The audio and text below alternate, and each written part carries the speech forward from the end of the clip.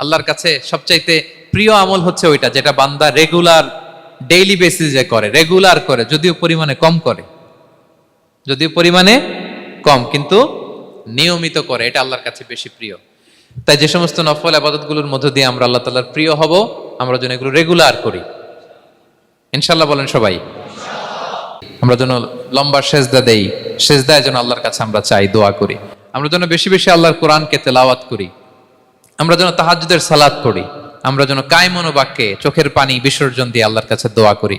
আমরা যেন জিকির দিয়ে আমাদের জিহ্বাটাকে আল্লাহর জিকিরে যেন সবসময় সিক্ত রাখি। আমরা যেন হাত খুলে দান করি। আমরা যেন ইফতার শেয়ার করি। আমরা যেন সাদাকা করি।